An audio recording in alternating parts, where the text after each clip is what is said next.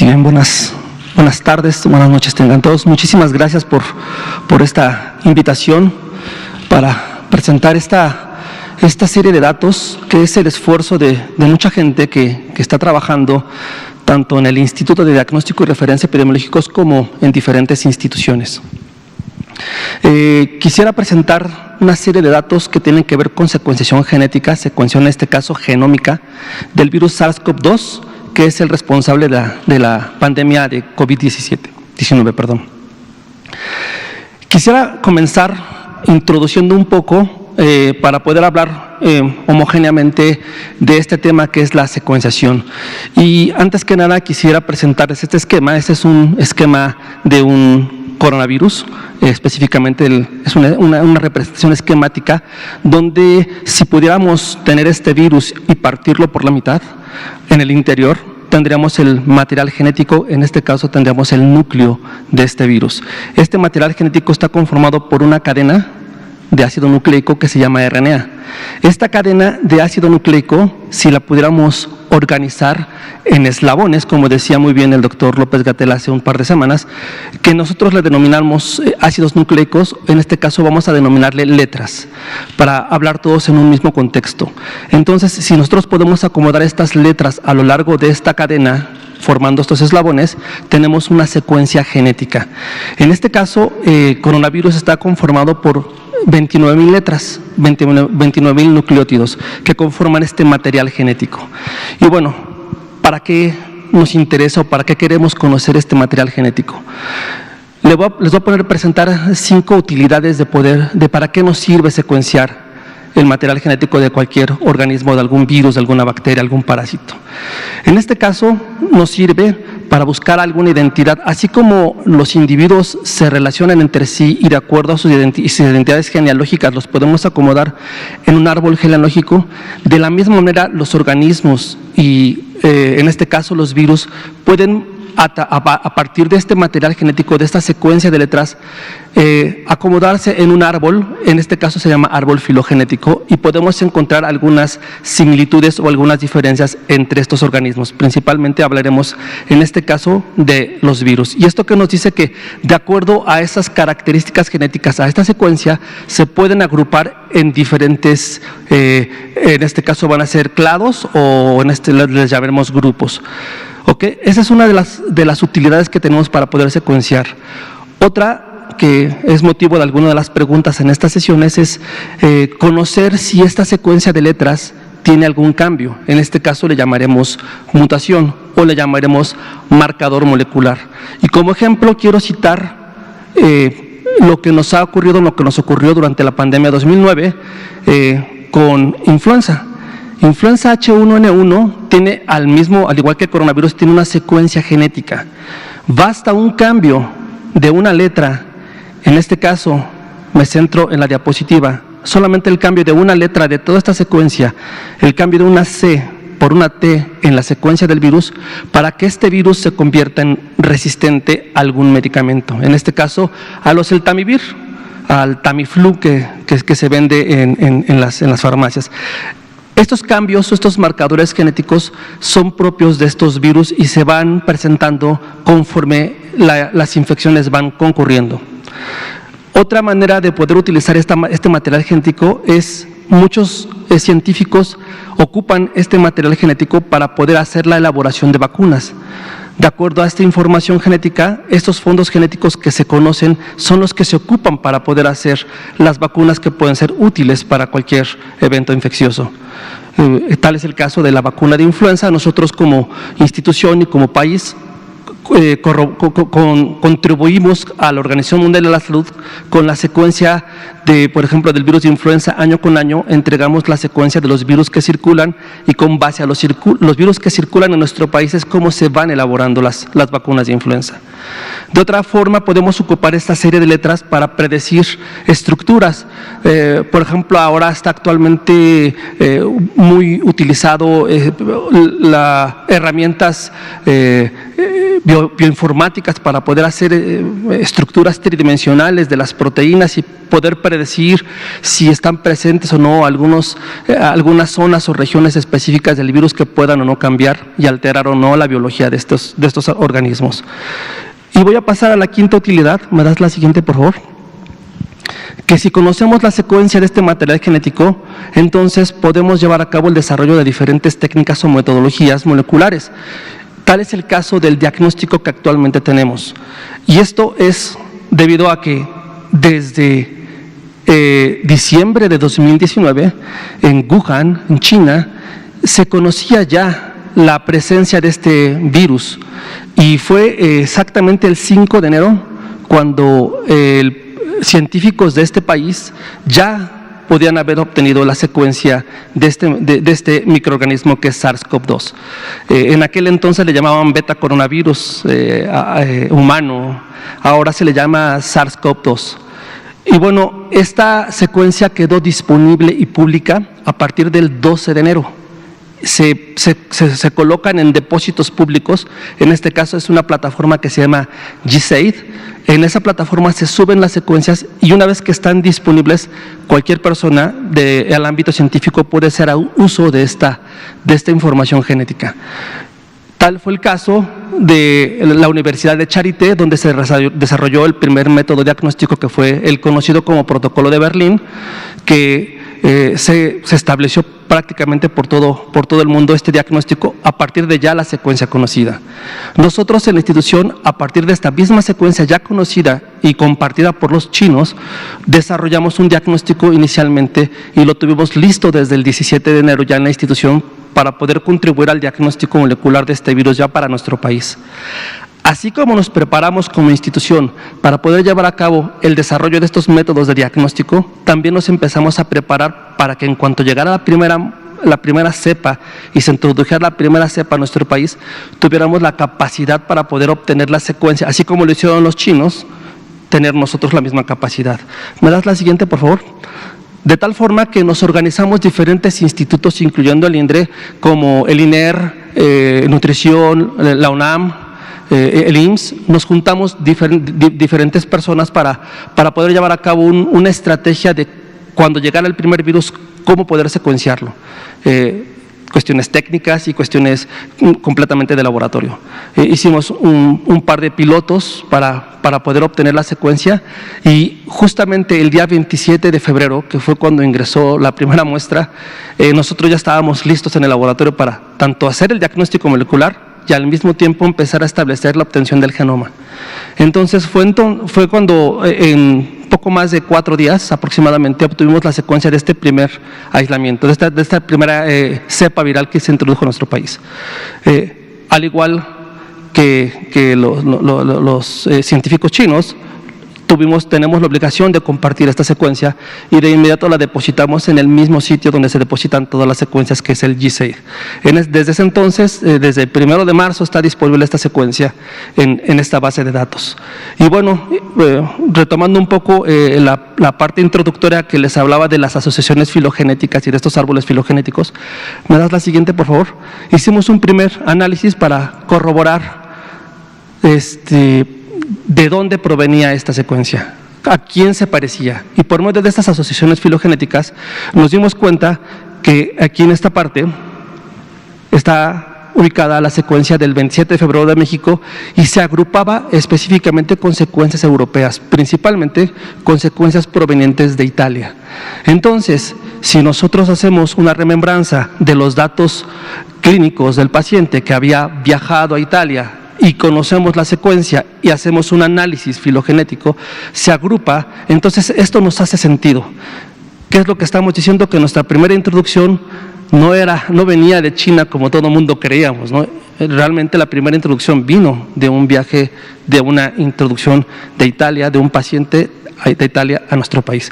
Para esto nos sirve la secuenciación de esos nucleicos. Si me das la siguiente, por favor. Fue entonces cuando nos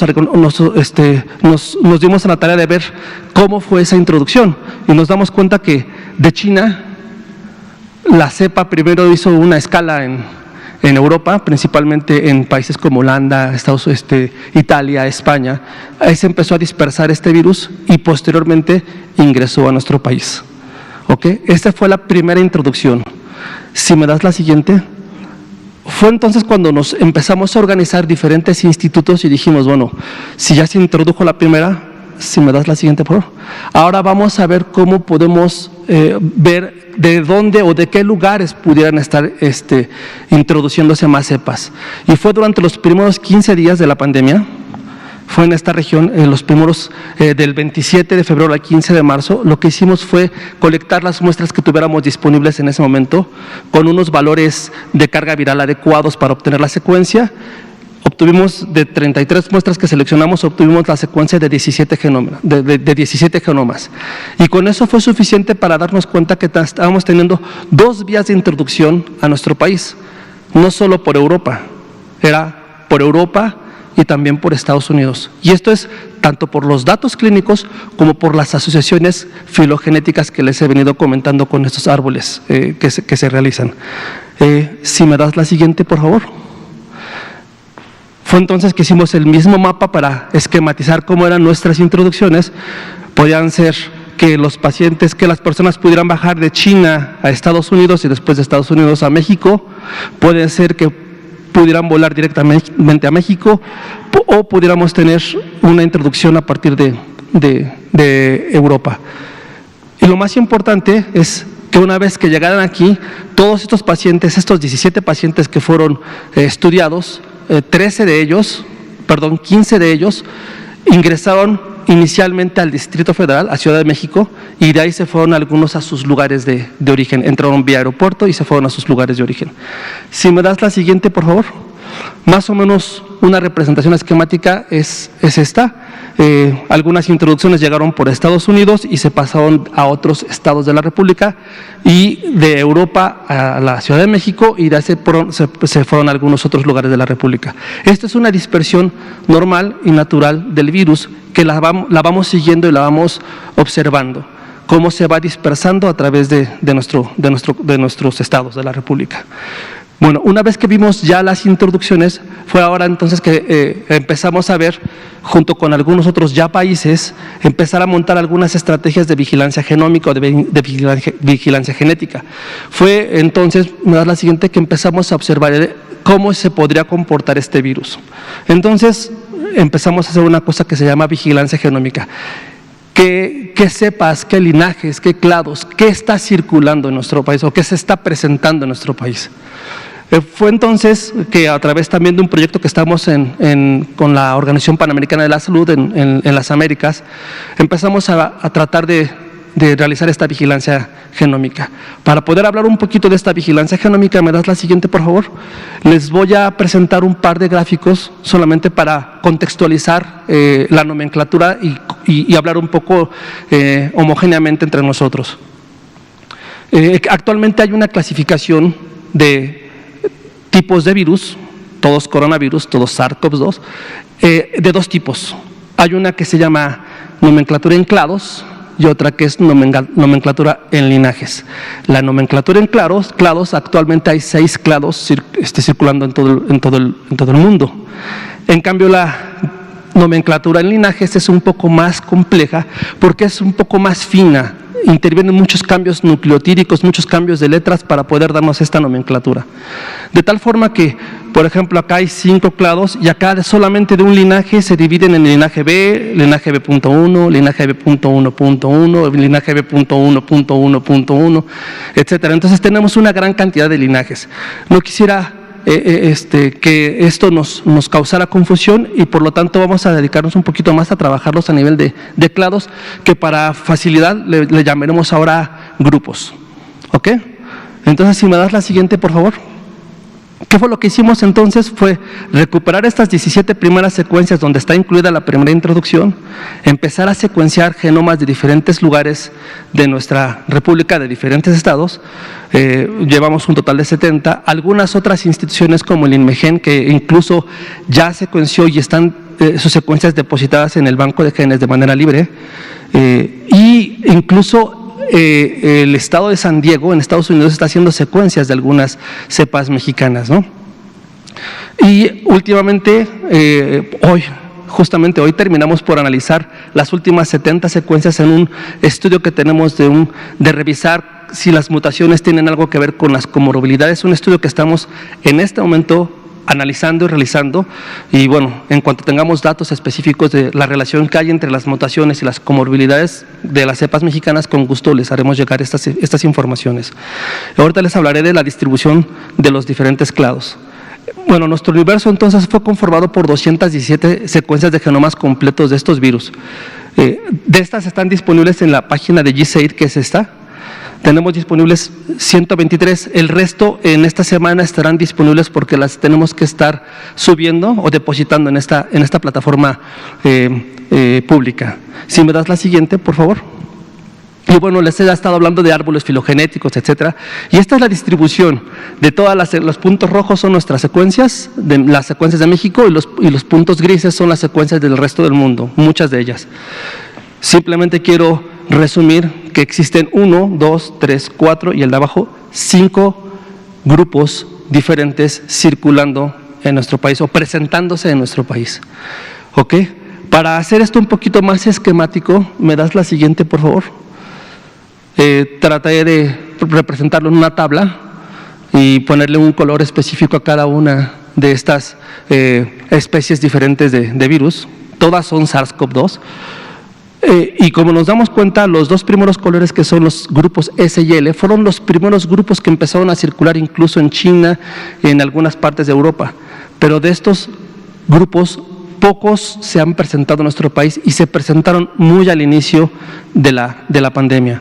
Posteriormente empezamos a observar los grupos G, GH y GR, y toda la distribución de la nomenclatura de los linajes está abajo, para que vean lo complejo que es llevar a cabo esta nomenclatura y esta distribución. A mí lo que me gustaría que nos quedáramos un poquito con esto es que tenemos más colores azules que amarillos y verdes de este lado. Ok, eso lo vamos a ver ahorita, por favor, me das la siguiente. Ya un poco más con los números cerrados, tenemos de estos 5 grupos que están presentes en nuestro país, el que más se presenta es el grupo G. Perdón, si me das la anterior, por favor. Olvidé mencionar que tenemos cubierto prácticamente todos los estados de la República, cuando menos con un par de secuencias de cada uno de estos estados. Lo que quisimos es ver cómo se empezaban a presentar o a distribuir en el país. Omití decir esto, perdón. Están prácticamente todos los estados de la República. Acá están. Hemos encontrado estos 5 grupos y hemos encontrado al interior de estos grupos cerca de 17 linajes. De estos de los famosos pangolines, que es B.1, .2 y .19, etcétera. Si me das la siguiente, por favor, ahora sí. Y ya esquematizando todo esto en resumen, podemos observar que el principal grupo que está circulando en nuestro país son estos que son G, GH y GR. Principalmente son los que están circulando mayormente en nuestro país. Y esto coincide específicamente con lo que también circula en Estados Unidos y con lo que también circula en las Américas, en todo lo que es Sur y Centro y Sudamérica. Hay algunos ya reportes de algunos países como Panamá, como Chile, como Brasil, que están trabajando también fuertemente en la distribución de estos grupos y han reportado justamente la circulación de estos grupos. Y como les mencionaba, los encontramos todos al principio en marzo, pero conforme ha avanzado la pandemia, solamente hemos encontrado prácticamente al final estos 5 clados, estos 3 grupos, que es G, GH y GR. Si me das la siguiente, por favor. Esquematizando esa gráfica que les puse de distribución de todos estos clados o grupos, que está aquí de México, si colocamos esta misma gráfica para cada uno de los países, esta es una gráfica que se obtiene de la plataforma GSAID, donde todo mundo deposita sus secuencias de ácidos nucleicos, podemos observar una cosa muy interesante. Primero, que nuestra gráfica se parece mucho a las gráficas que están circulando o que están presentes en América y en Europa. Si se dan cuenta, en Europa está pintadito de azul. América está pintado de azul, a diferencia de Asia. donde en Asia estamos todavía con los grupos que se presentaron muy al inicio de la pandemia. Si se dan cuenta, están más pintados de amarillo y de rojo. ¿Ok? Entonces, esto coincide con lo que están encontrando otros investigadores tanto en Sudamérica como en el norte de este continente. Si me das la siguiente, por favor. Solamente para demostrarles cómo fue la distribución de estos grupos que encontramos en nuestro país, y prácticamente el país está pintado como entre azul y moradito, ¿no? Aquí me gustaría destacar una cosa muy importante, que esto tiene que fortalecerse con un análisis más robusto, con muchas más secuencias, pero empezamos a observar un poco, por ejemplo, la distribución en el sur de nuestro país, por donde está más o menos Veracruz, Puebla, Tlaxcala. Empezamos a observar la circulación de uno de estos grupos. Entonces, así es como empezamos a analizar estas secuencias, y nos sirve para observar estas distribuciones a nivel nacional. Si me das la siguiente, por favor. Ya para terminar y comentar con ustedes qué hemos concluido. Primero, que no solo obtuvimos la primera secuencia y fue algo que pudimos compartir, sino también como conclusión podemos decir que tanto en el instituto como en otros institutos tenemos las capacidades para poder llevar a cabo la obtención de estas secuencias, de estos genomas. Como ya les comenté en resumen, tenemos la presencia de 5 grupos y 17 linajes en nuestro país. Los grupos S y L, que son más los grupos asiáticos, solo se presentaron prácticamente al inicio de la pandemia y ya no se han presentado, o se han presentado de una manera muy poquita en nuestro país. También tenemos, como les mencioné, predomina los grupos G, GH y GR, que esto coincide con lo que vimos en los gráficos, que coincide con lo que se presenta en América y en Europa, y la presencia de estos linajes mayormente en América, que son estos B.1 y bueno, todos los que están aquí. Y bueno, una de las conclusiones también muy importantes es que este tipo de datos es una aportación que estamos haciendo no solo para nuestro país, estamos aportando información de calidad a nivel internacional, a nivel mundial, porque todas estas secuencias que quedan depositadas en fuentes públicas son consultadas por diferentes investigadores, y ellos pueden hacer sus estudios y sus análisis y empezar a observar cómo ocurren estas dispersiones y cómo ocurren este movimiento de estas cepas, de estos clados. Quisiera comentarles, ya para concluir, que estamos trabajando fuertemente con los institutos que les mencioné al principio. Como les mencionaba, tenemos 70 genomas ya ensamblados y estamos viendo si existiera alguna relación entre la severidad, que déjenme comentarles que a nivel internacional hasta el momento no se ha reportado que exista una mutación o algún marcador molecular que esté asociado con severidad, ¿cierto? No se ha logrado demostrar eso. Sin embargo, bueno, nosotros también tenemos que presentar lo que ocurre en México, y hasta el momento hemos encontrado que no estamos viendo. Sin embargo, este resultado lo tendremos posteriormente también.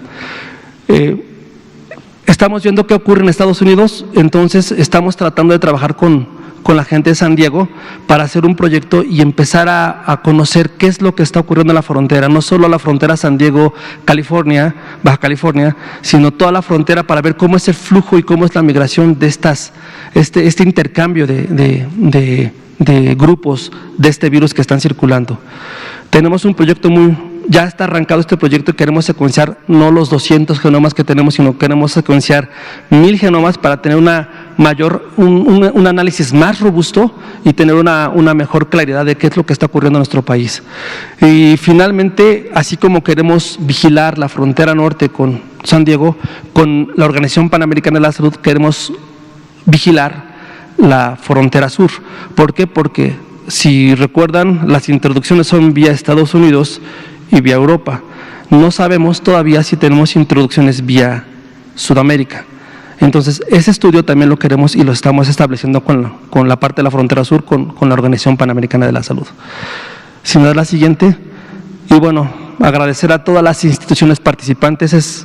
Tengo el honor y el privilegio de representar prácticamente a todos ellos, el INMEGEN, el INER, Nutrición, la UNAM, el INS, nuestro bendito INDRE y nuestra Red Nacional de Laboratorios de Salud Pública que conforma esta gran célula de científicos y investigadores, que ellos son los que nos proveen el material, las muestras y el material genético para poder hacer estos análisis, ¿no?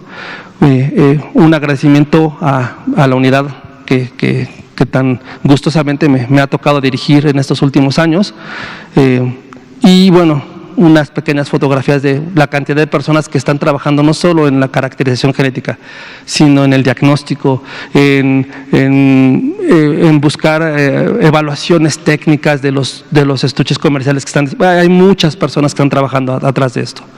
Y bueno, pues mi agradecimiento para todos ellos y para el doctor Gatell, para el doctor Lomina por la invitación a esta ponencia. Muchas gracias. Muchas gracias, doctor Ernesto Ramírez. Pues esto era lo que les queríamos mostrar. Efectivamente, ya me acordé que fue Arturo Contreras de Pie de Página y Daniela Pastrana quienes preguntaron esto.